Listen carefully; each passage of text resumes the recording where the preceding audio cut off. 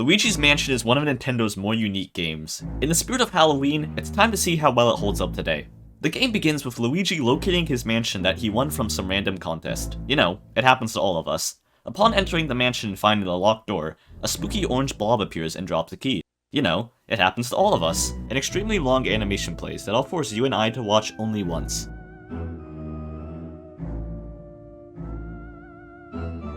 And it's alright. It'll be over soon, just as soon as he opens the door. Trust me, this is only a one-time thing. He finds Professor Egad fighting a ghost using the Poltergust 3000 and failing pretty badly. The two introduce themselves, and oh my god, please just let me fight oh. Okay, we're actually fighting ghosts. I never really understood the vacuum when I first played this game, and I just kinda spun my Joy-Con wildly. Which is exactly what I do again, but with a little bit more thought, and it works pretty well. Luigi successfully captures every ghost, and Egad sends him off to find Mario, who apparently arrived at the mansion before Luigi. In the room Luigi met Egad, blowing out the candles causes all the paintings to start talking. For some reason. Anyway, Luigi fights more ghosts. That's a sentence you could easily use to summarize the whole game. After clearing out the next two rooms, Luigi finds a crying toad, which acts as one of the save points of the game. Damn, remember when autosaving was just not a thing that existed? The next room is where Luigi encounters the first portrait ghost of the game. This guy. I don't know his name. All of these ghosts have some kind of special method in order to make them vulnerable. This one right here has a major weakness: standing still and waiting. The next one requires a little bit more thought as Luigi pulls back this curtain in order to disrupt this ghost. There's a fair share of missable content in this game, and these pearls are one of them. If Luigi fails to capture a ghost in one single vacuum, then they will break away from him. If he doesn't manage to drain their health to 10% in one try, they will not drop the biggest pearl. Moving on to the final ghost of this area. Just for now, Luigi enters the nursery. He must summon this ghost by rocking this horse. His first instinct upon seeing a toddler is to grab a ball and pummel him in the face. Cold. This is actually the first major boss of this game. His name is Chauncey, but I prefer to call him... In order to defeat this boss, Luigi needs to suck... Luigi needs to grab these Okay, Nintendo. How do you expect me to talk about this boss without sounding like the worst human being on Earth? What do you want me to say? Every sentence that I come up with is just... Okay, so Luigi defeats them by shooting... Okay, you know what? After that, you get a cool key, and the first chapter is complete. It is significantly shorter than any of the other chapters, but introduces you to the main concepts. Oh yeah, apparently Luigi collected over 5 million from that alone. What happened to the economy, Luigi? In the next chapter, Luigi explores the main floor of the mansion. For some reason, there are Shy Guy ghosts dancing here. I don't know the lore, but it's charming. Like other ghosts, they don't attack at all, but Luigi decides to kill them anyway. The boss ghost of the room spawns in, and unlike Elden Ring, duo fights are actually pretty fair. They aren't much of a duo anyway, considering that Luigi can just capture them both as one. In the next room, Luigi presses a button and releases the Boo Nation army into the mansion. They run away after seeing the Poltergust 3000, and instead opt to fight one-on-one. You probably could have just killed him right here, you know? Why split up when you could just take him down? Luigi can only suck so many ghosts at a time.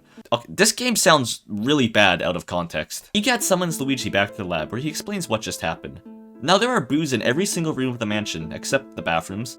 That means that every room previously cleared has a boo. So, for the sake of time, here's a montage.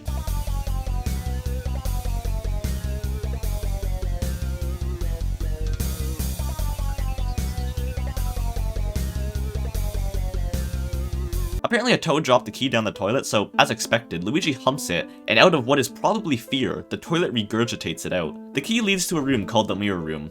It is here where another major mechanic is revealed: elemental attacks.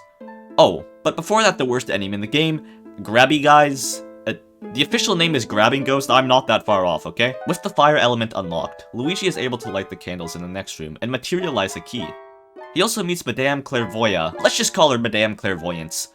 She'll be important later. For now, she tells Luigi that should he find any of Mario's items, she can use them to see important lore. It doesn't take long to find one of those items: his hat, recently laundered in the laundry machine.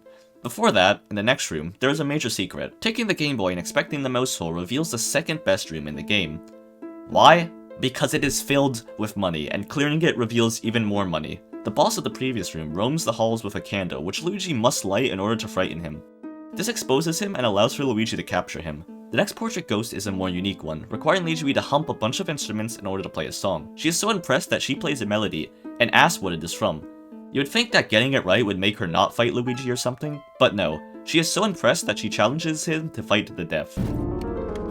One more thing that I've always found interesting about this game is the fact that it never fails to make me fail every time I play it. The ghost right here is an example of that. It's one of those optional bosses, and maybe that is for good reason. Somehow, either from severe heartburn or supernatural powers, he is able to shoot fireballs. For some reason, he is a lot harder to capture than other ghosts. I can't really find the ghost stats breakdown for this game, so I don't know if he actually has more difficult mechanics than the others. I just make Luigi clear out the next room first in order to capture the boo and save the game. He also unlocks the power of water. Finally, Luigi manages to take him out.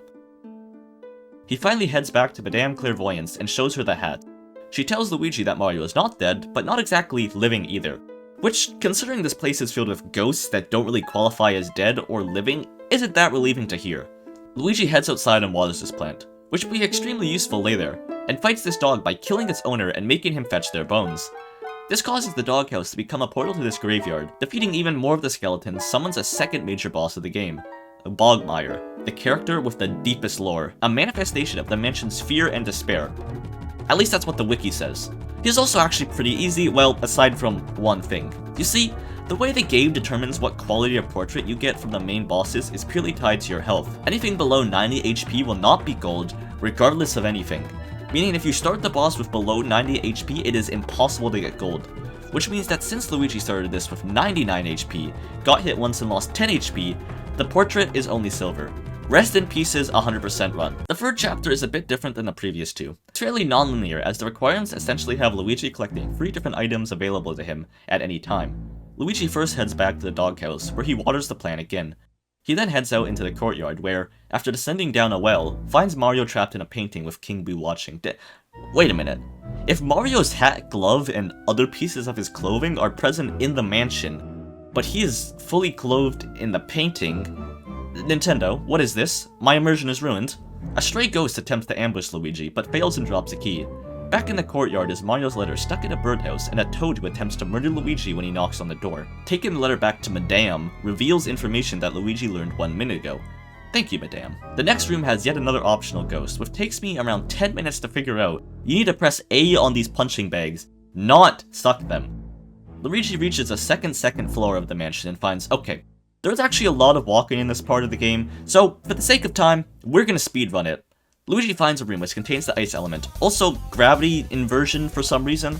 He finds a woman taking a shower and sprays her with ice to freeze her to death. He heads over to a room with an elderly woman knitting and attacks her with her knitting balls. Heading back to the first area of the game, he enters the room that was locked prior and finds 2 young twins that want you to play hide and seek, and he takes their toys and captures them. If it was not for the fact that the characters in this game are ghosts, Luigi would be the most despicable human being on the planet. He finds Mario's shoe and shows it to Madame, before entering a projector room and finding Mario's glove. Another optional ghost, casually playing pool, is here, who is for some reason more difficult than Heartburn. Luigi takes the clue back, learns some of the deepest lore, and heads up to this room containing candles and stars. Lighting them opens another room where looking into a telescope, gazing at the moon, causes reality to shift, opening the cosmos, shooting stars fall, and Luigi shoots the shooting star at the moon, and it blows up the moon, causing a cosmic pathway to lead to Mario's Power Star.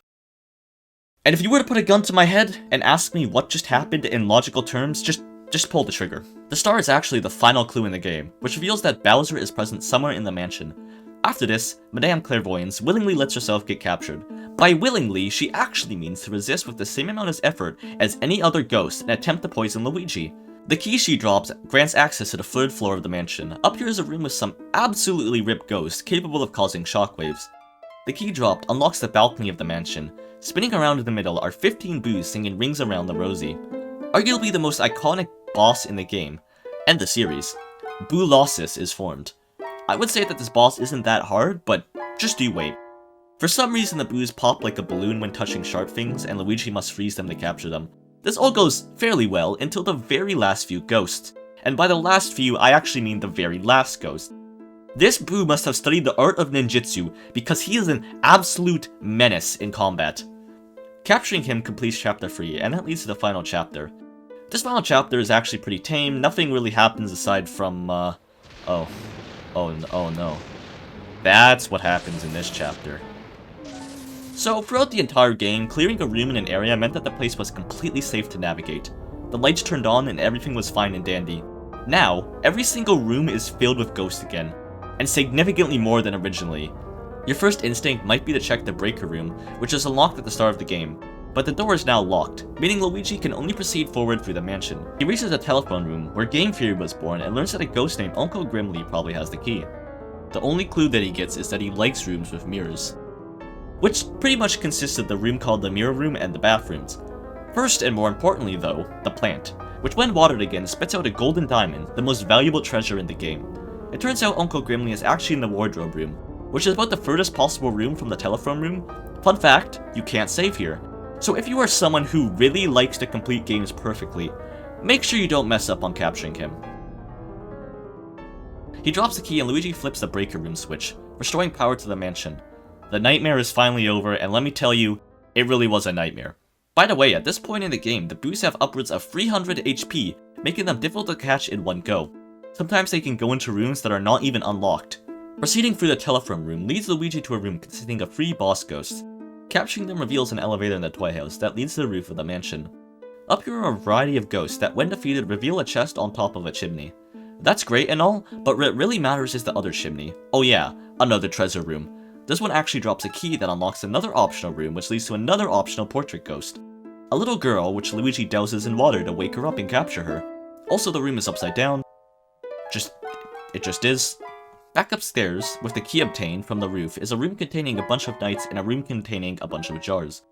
I don't care what the actual name of this ghost is, we're gonna call him Jarvis. Luigi plays whack-a-mole with him by freezing him every time he appears and captures him.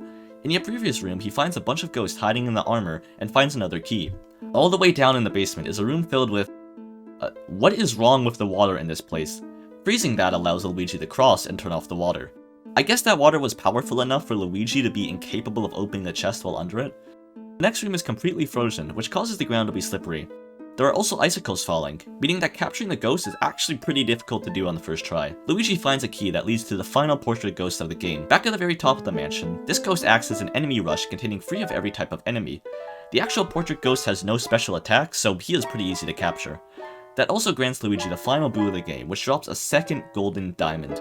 Finally, it is time for the main event. Back in the basement, Luigi comes face to face with King Boo. King Boo reveals his fetish for paintings right in front of Luigi and turns the world upside down. He flies into what used to be the Mario painting, and Bowser sucks Luigi in. I don't really know what happened. Okay, maybe it's just me, but this boss fight actually gave me some trouble. Luigi needs to shoot these spiked balls back at Bowser in order to force King Boo out. Then, while avoiding Bowser's ice blasts, why does Bowser drain King Boo's HP like any other Boo? This boss suffers from what I like to call early Nintendo final boss syndrome, where the final boss of the game is not only extremely bizarre, but a little bit underwhelming. Luigi manages to put an end to King Boo's real estate career and secure Mario's painting. He returns to the lab one final time and sees every ghost that he captured. With the 2 golden diamonds that were collected, wait, where's the second one? Now, let's just rewind for a second. I actually died during the final boss, so capturing a Boo saves the game.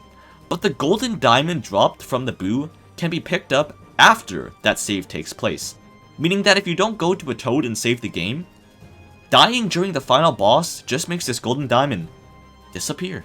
That wouldn't be that big of an issue if it wasn't for the fact that in order to get the highest rank, you need $100 million. I had just over 80 million, but golden diamonds are worth 20 million each. Although I guess nothing matters, because in the sequel, Luigi's house is actually the house seen in the D-ranked ending. Anyway, Mario is saved, and Luigi has an emotional moment for a Nintendo game before the credits roll. This game still feels amazing to play. Personally, I think that the actual sucking mechanics are the most satisfying of the series. If you enjoyed this video, I can guarantee that you will also enjoy this video. Like, comment, and subscribe, and that's the end of the video.